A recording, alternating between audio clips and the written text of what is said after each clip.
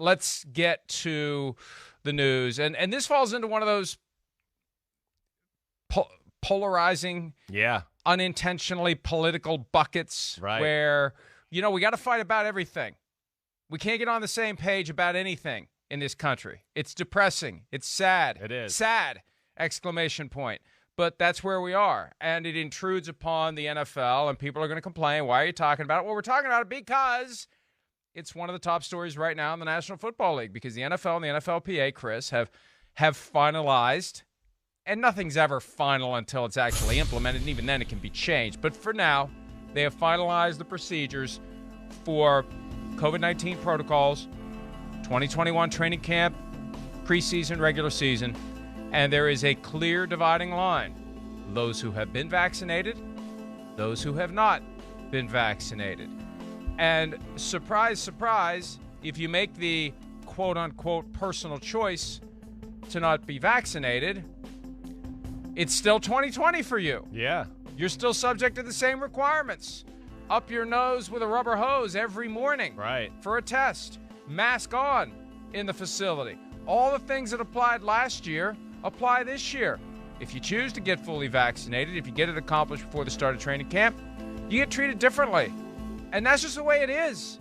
A lot of unvaccinated players pissed off about this. Sorry, guys. That's the way it is. Yeah. What do you want? Joe Mixon went a little cuckoo on social media yesterday over this. Mad at the NFLPA. What do you want, Joe? Do you want the guys who were vaccinated to be tested every day and have masks on every day and not be allowed to congregate outside the facility? Is that fairness? I mean, I don't understand what he wants.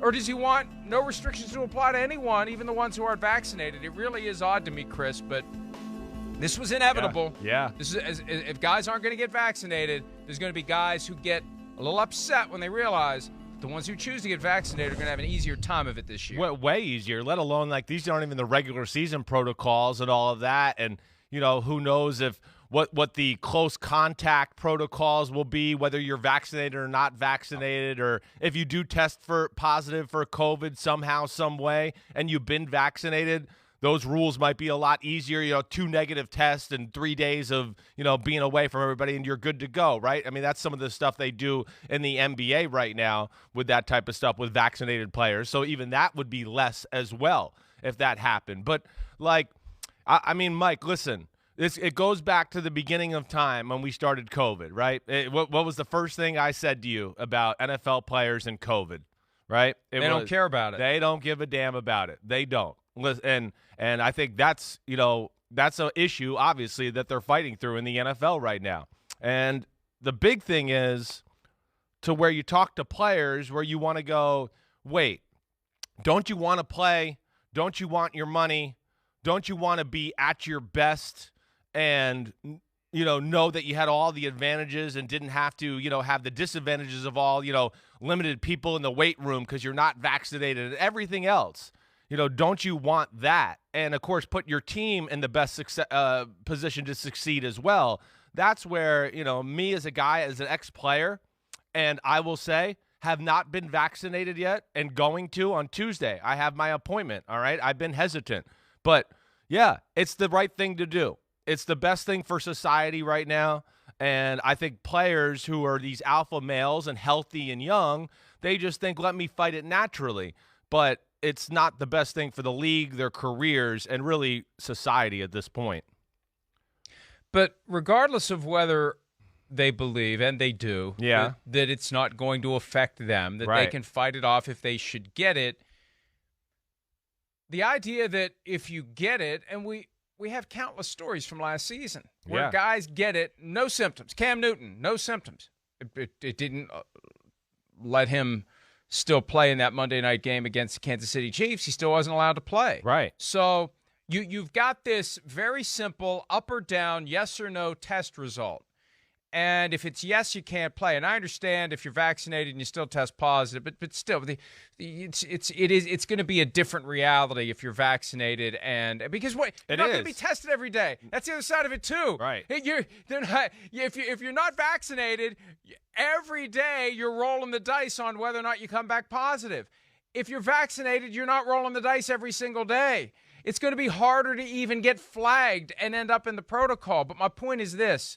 We've talked over the years about Toradol and PEDs and all this crap that players will take, have injected into their bodies to allow them to play. Sure. That's the thing that is amazing to me. Yeah. That for them, the water's edge of things they'll put in their bodies to allow them to ensure they're going to play football is this vaccine. Well, the other ones are performance related, right? So that's where it's a little different. This is I know you could argue it is because it allows you to perform. It's like Toradol allows you to perform. Yeah, I mean, it's certainly going to allow you to perform maybe at your highest level. You're right, and not have that worry of will I test positive? You take off the table the possibility that you will arbitrarily be yanked out of the locker room and told you can't go back for 10 days. Yeah, that's right. That's a pretty strong performance enhancer. No, let alone, you brought up Cam Newton and all of that, and we saw that he was not the same after it. He talked about the cloudiness in the brain and all those type of things. And then the one thing, if you continue to look at the research here, even though I'm not like the most vaccine guy in the world, the one thing you can't really argue is, of course, less deaths and less extreme cases. And from that standpoint, too, as a player, here you are. You only got a few number of years to play in the NFL, get your money. Do you really want to roll the dice on maybe missing 4 game checks? And who knows what that is, depending on the player, $1 million, $4 million, I don't know, just to not get vaccinated. That's where, I come back to, no matter how you feel, I just would tell players, come on. This is one where, this is the right thing to do for yourself, your team, your teammates, society. Everything about it says, go that direction. And I appreciate the clarification from earlier. I misspoke. These aren't the regular season protocols yet, but we know which way the wind is blowing. Yeah. It's not like they're going to say Labor Day weekend, you know what, we've just decided to get rid of any and all protocols. It's open season, vaccinated or non-vaccinated. Just come on in, show it. No, there's still going to be a distinction, and it's a safe bet that the distinctions you saw on the screen. We've got the full story at PFT with all the different things, and it's as simple as last year still applies if you're not vaccinated, and 2019 rules are in effect if you are. It's pretty much that's the distinction. It's going to be a huge difference in reality. And I think what they're trying to get the players to do, and maybe Joe Mixon is working his way through anger, denial, bargaining, depression, acceptance, and if he can accelerate that quickly enough, he can get himself fully vaccinated before the start of camp. They want guys to understand, and I think come to their own conclusion, I should probably get the vaccine before they get tossed into the gears of this and have to live it. This is out there now. This is the flag. This is the sign. This is the warning. Here's how your life is going to be if you show up at training camp not fully vaccinated. And some guys are going to be upset when they realize it. Because here's the thing, Chris. We've known which way the wind is blowing here for months. But we pay attention to it. The players don't. Yeah, that's right. They just don't. Right. They don't follow the nuances and the details of the day-to-day news cycle. They just don't do it. Kirk Morrison told me that recently. He's got a radio show on ESPN's LA affiliate, and he said when you're playing, you really don't follow it closely, and then when you're not playing and you're in the media, you do. You just do. And there are guys in every locker room right now who are focused on wrapping up the offseason program and whatever they're going to do over the next month, and they're not thinking about. And they have no sense of what the rules are going to be. And yesterday they got the cold splash of water in their face. Right. And I think a lot of guys probably felt the way Joe Mixon did. No, I think so. Yeah, I think there's a lot of players that are unaware of where this is going. And you make the point of like, yeah, guys are going to be upset when they get to training camp and they're not vaccinated and all those type of things. Also I just point to it like, man, don't you want some of your civil liberties back too? I can't lie. One of the things that's going to hurry me up to getting the vaccine is looking at other guys here at work who are vaccinated. They got no mask. They don't have to worry about certain protocols coming in the building. They don't have to do that every day. I'm still wearing my mask around and stuff like that. That's just annoying in itself, let alone I'm not going to have to go through NFL protocols and the things they're going to do. So again, I think it is a little bit of lack of information. You got alpha males who are young and healthy and feel like they'd rather just have this naturally or deal with it naturally in their natural immune system and all those type of things. But I just don't think they're realizing the limitations it's going to put on their football career and some of the repercussions that could possibly happen.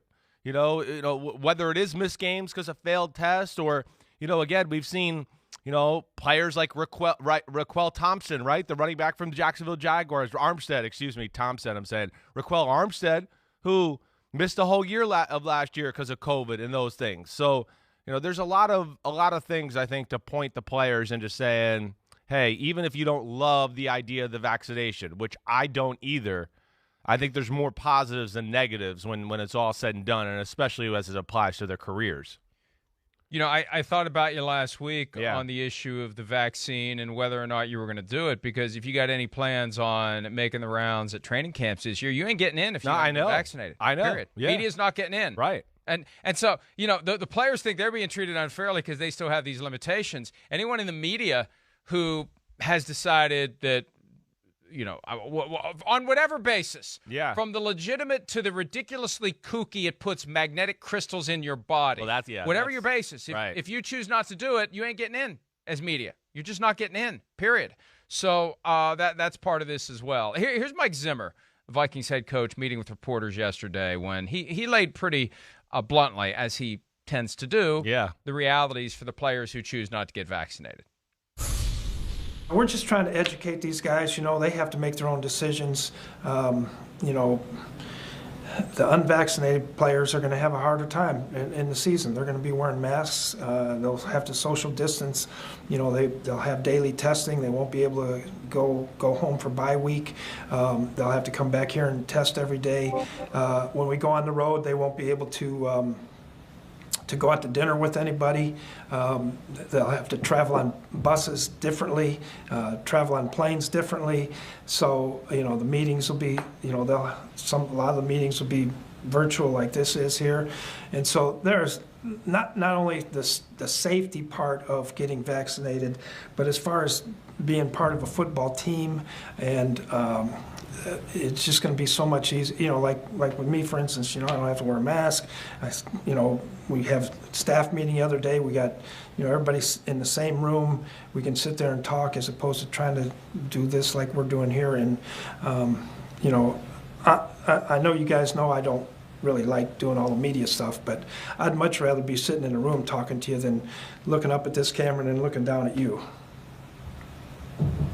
Can you lobby to the PA to make that happen for us? Because your voice carries a lot stronger than ours does. Quite honest, Courtney, I think I'm more inclined to help the players the best I can than you. Have a good day. Thank you.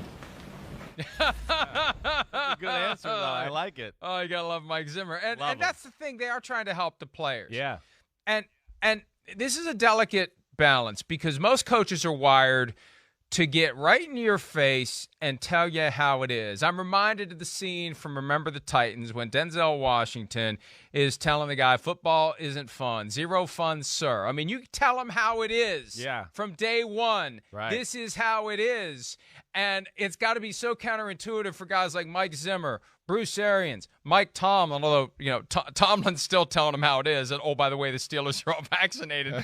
But, so some of them have a greater degree of gifts than others when it comes to telling players how it is. Yeah. But for some of them, you got to be careful, because if you swing and miss on this, you got a fractured locker room. Sure. And you got guys there who all of a sudden, they're not going to listen to you on that.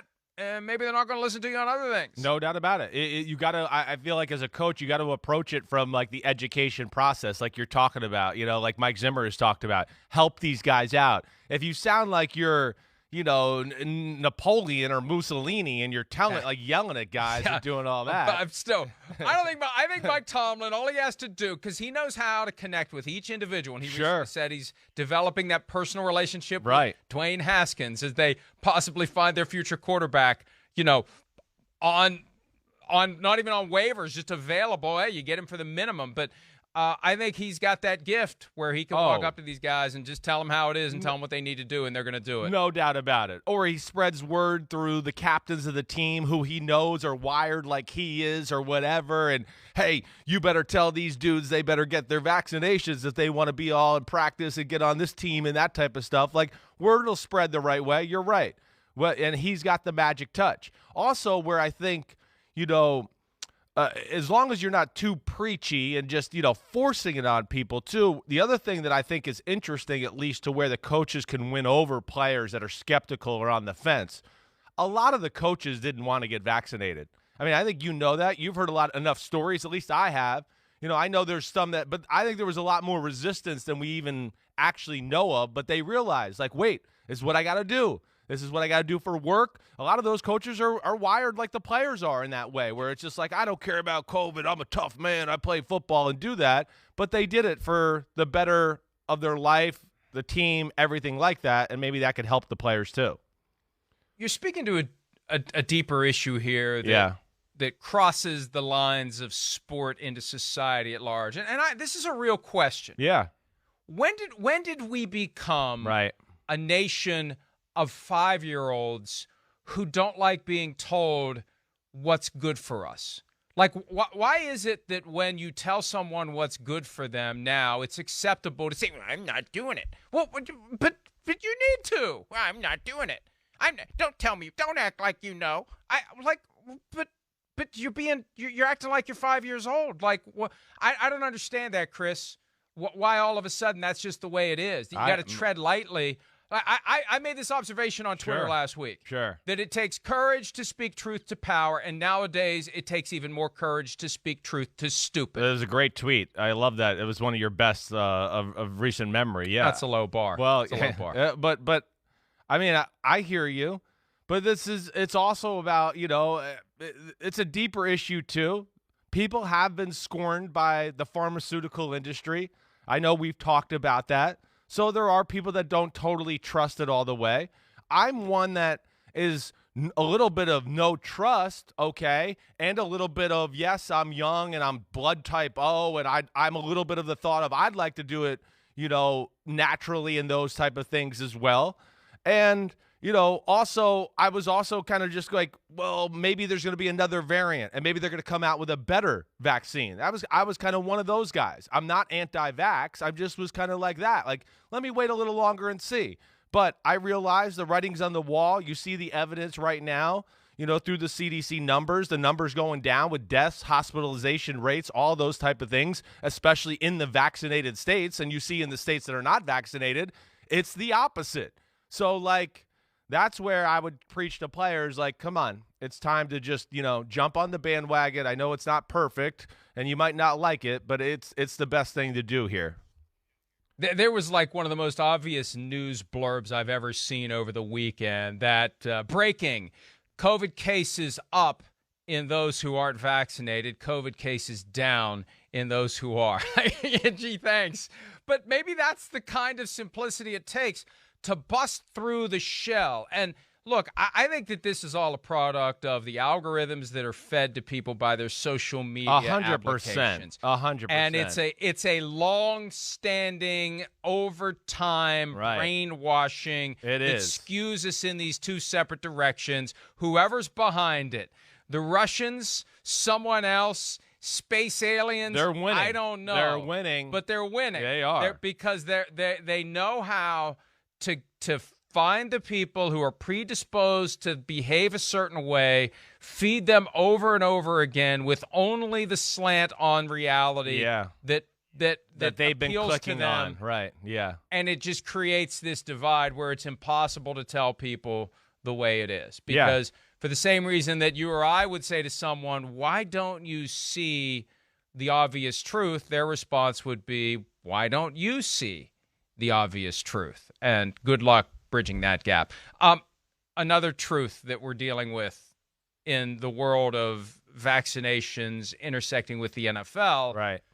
The philosophical question of whether or not it's anyone's business that a player has or hasn't been vaccinated. Yeah. Let's hear from some of the quarterbacks yesterday on both sides of the vaccination question, talking about or not talking about whether or not they've received the shots? I haven't talked to too many people about it. There's a small group of guys that have been vaccinated, and I've been vaccinated, and I thought if it's available and to be able to do all these things, it helped me in the long run, and I think it's better for everyone, but it's up to everyone, so it's their opinion, and I think it's a tough situation regardless. Well, just like everyone in the society, it's their decision, stuff like that. Keeping that to themselves. But, I feel we do a great job here of, taking the vaccine and staying away from COVID and stuff like that, follow the right preparation and stuff for that, and staying away from the outside to the people that's attracting it. And we just got to keep it going because I haven't been hearing about any breakouts or just like last year, the previous year before this one, with all the stuff that was going on, people catching it left and right. I haven't been hearing about it, so I feel like this year's been doing great. Everyone's been doing a great job at it. Just keep going. And that's just a personal thing with everyone on the team, and no matter what people decide to do, we're gonna make it work, whichever way. So look, Lamar Jackson, Justin Herbert, also Kirk Cousins yesterday, their attitude was, I'm not talking about whether or not I got vaccinated. Now, some of Lamar Jackson's comments, mildly ironic given the outbreak the Ravens had last year. The Ravens did not do a great job, and it was impossible to do a 100% job of keeping it out of the building. Right. And it's still going to be an issue for the guys who aren't vaccinated. But, Justin Herbert, he made it clear he's been vaccinated. He talks to teammates. He's got a biology degree from Oregon about the vaccine. And even then, you're not going to change guys' minds because they're not actively looking. There was a report recently that I think it was Albert Breer of SI.com. One general manager said that the team got more questions about Toradol, far more questions about Toradol than about the vaccine in the same period of time because the NFLPA's recommended even more restricted use of Toradol. But, Chris, I've seen some in the media try to shout down anyone who would ask players whether or not they've been vaccinated. This goes directly to your potential availability. It's no different than any other injury or health condition that could keep you off the field. It's fair game. If you're going to play in the NFL, you can't say, well, these are my personal medical records. No, it's have you been vaccinated or have you not? Because we need to know. We need to know. We, the people who follow the sport, the people who root for the teams, the people who have fantasy football teams with money on the line legally, the people who bet on games legally or illegally, they need to know. They need to know who to worry about. They need to know who's going to be available and who's not going to be available potentially, and it's a fair question. And, yeah, it doesn't matter if you don't test positive, but I think it's a fair question for everyone. And I've asked the league, will there be lists published of who's vaccinated and who's not? They haven't responded to me yet. Yeah, well, they're still figuring this out. But I think it's fair. I think it's fair for everyone to know who's been vaccinated and who hasn't been. Yeah, that's a tough one. It really is. Now, the NFL, they could do whatever they want. They could set their own rules. But it's hard to tell people what to do and what to put into their body. It is. I do have compassion for that. But separate from that, whether or not they do it, yeah, whether or not they do it should be fair game from an information standpoint. This is a sport that's founded on transparency and information, especially as it relates to availability. And it's no different than talking about someone's ankle. And I heard somebody argued last night, well, this is not football related. Well, if someone's got the flu, if someone has appendicitis, if someone has some other condition that affects their ability to potentially play, it's still fair game. There's no medical secrets. If you're going to play professional football, there are no medical secrets. You can't all of a sudden start throwing HIPAA around, even though HIPAA has no application here whatsoever. Yeah. Doesn't stop people from throwing it around. No, this is part of what you sign up for. And I don't like playing that card. This is what you sign up for. But this goes with the territory. There are no secrets. Chris, when you had your spleen out, you do a press conference talking all about your spleen and spleen this and spleen that. Right. And you talk about the surgery and your recovery. Right. It's an open book. That's the way it works in the NFL. It is. It's hard to argue that point 100%. Now, I mean, I don't know if they need to, send out a list to say you're available or not, but, oh, hey, the game's over and we're going to talk to Zach Wilson on Zoom and he's in the next room, then obviously we know he hasn't been vaccinated. I mean that's the way I think that can go down without the NFL maybe pissing the players off by sending out a list to just go, hey, here media, here's all the guys that aren't vaccinated. They're kind of just going to let you figure out through the rules and protocols of the game and everything that way. So that's where it's interesting. You know, the players, everything that you've talked about. There's misinformation. You know, there's a lot of that.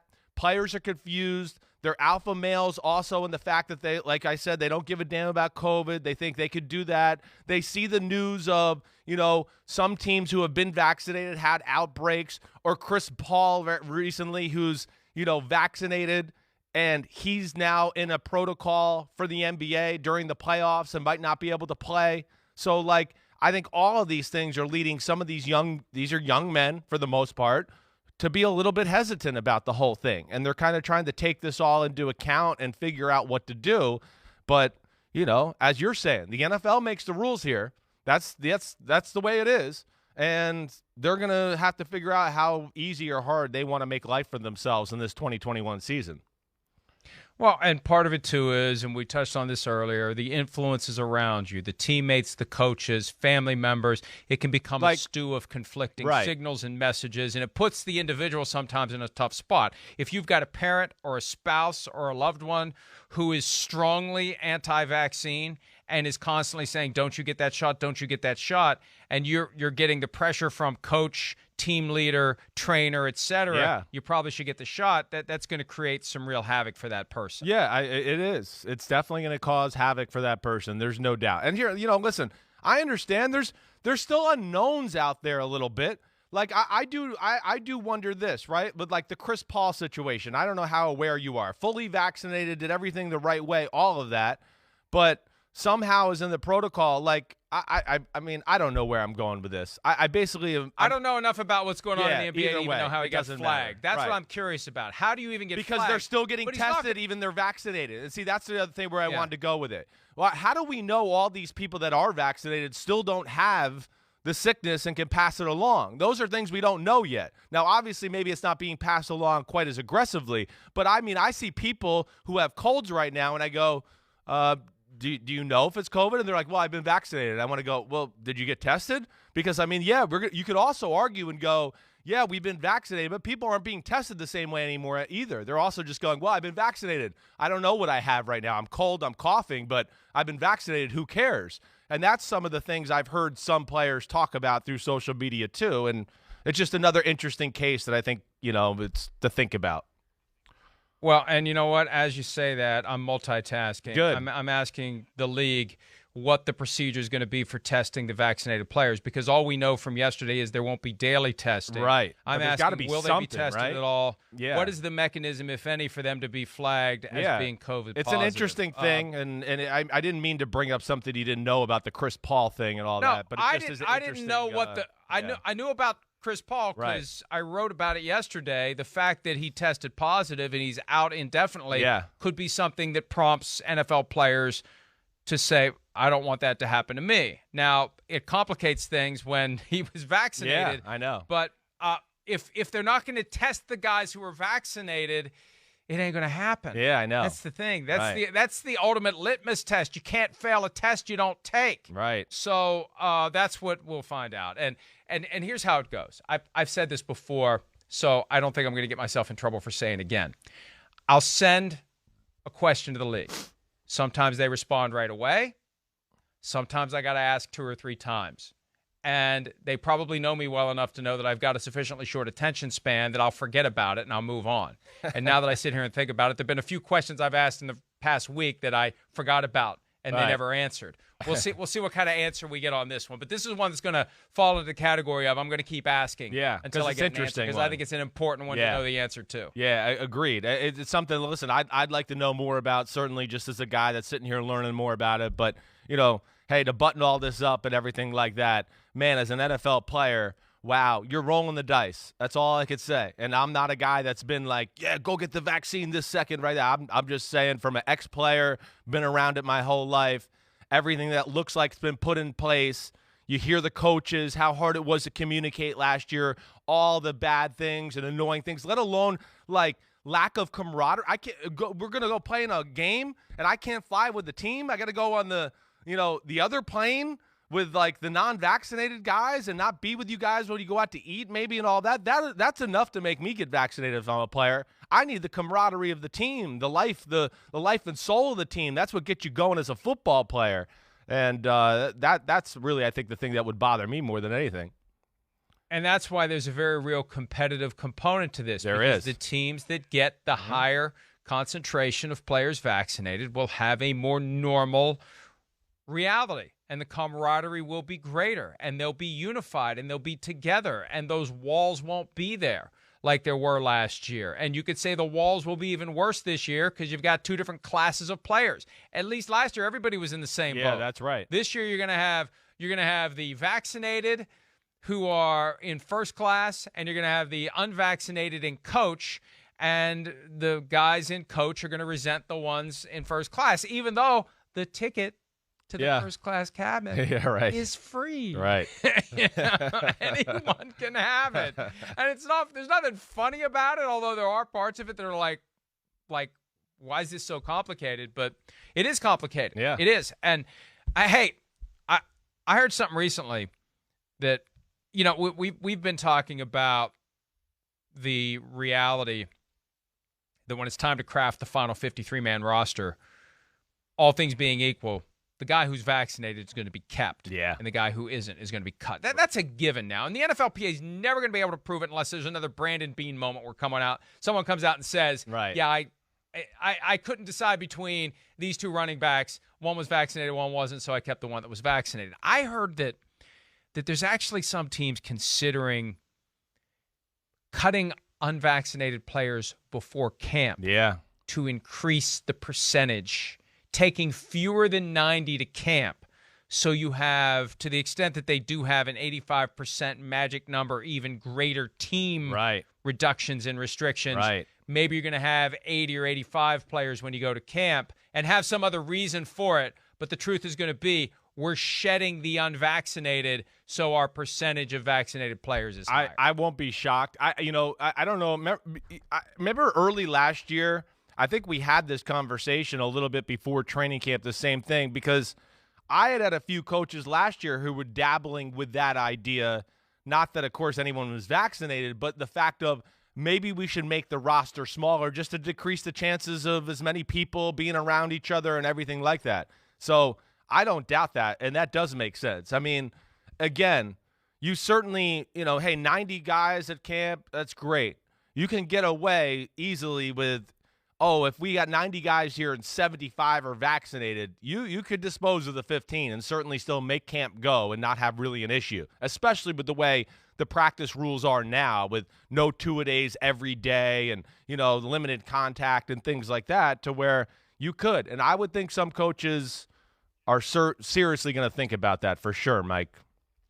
And also only 3 preseason games, except for the Cowboys and the Steelers who play in the Hall of Fame game. You got fewer reps, live reps that need to be handled by guys on the roster. So keep an eye on that possibility. And again, there will be some other reason for it. It will not be we are just shedding unvaccinated cargo from the roster, but that will be driving it at some level. And maybe that's the benefit of not being fully transparent about who's vaccinated and who isn't. Then it won't be as obvious to us who would be saying, hey, they cut 7 guys today and all 7 of them come from the unvaccinated player list, even though there's definitely going to be some of that going on. All right, let's take a Hi, I'm Mike Tirico, and thanks for watching.